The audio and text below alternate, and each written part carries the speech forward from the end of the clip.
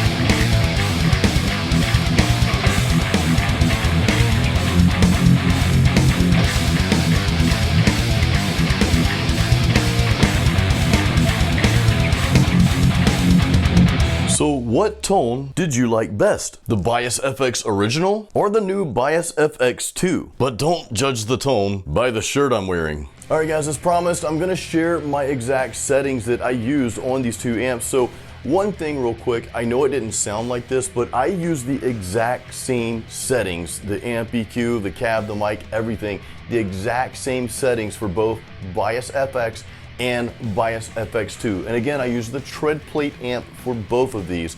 So the gain, again, both amps here. The gain is set at 6.9, the bass 5.5, the mid 3.7, the treble 6.7, the presence 3.4, and I had the volume, the overall volume at 6. So that is both amps, the FX and the FX2. Now normally, because I have the Elite package, so I can use the Celestians with this amp, and I'll probably do a future video with the Bias FX2 amp and the Celestians.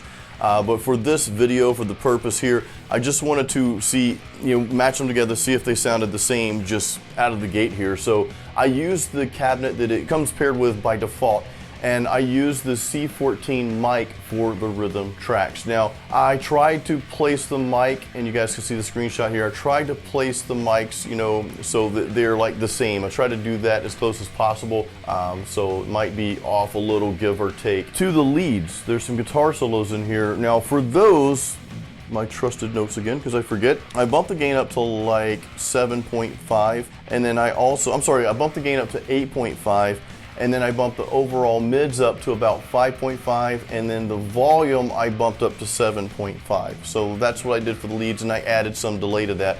Now one thing I didn't cover real quick, I did have a stomp box, I guess it's the simulator for the Ibanez Tube Screamer. I had the stomp box, a little green box in front of the amp, and the actual gain on that set all the way to 0, then the level set at like 7.5, and then the tone, I believe I set it around 6. Let me know your thoughts, guys. I would love to hear your thoughts on that. So just write those in the comments. Just say, hey, I like the FX better or the FX2 better, and elaborate on that. Tell me why. Tell me what are the things you like better about the tone that you're saying that you prefer. All right, guys, before you go, make sure you go to the YouTube description and sign up for my 5 days of melodic power metal. I'm gonna send you guys a free song every day for the next 5 days. So check that out. Guys, thank you so much for watching. Thanks for all your support. And until the next video, as always, keep it metal.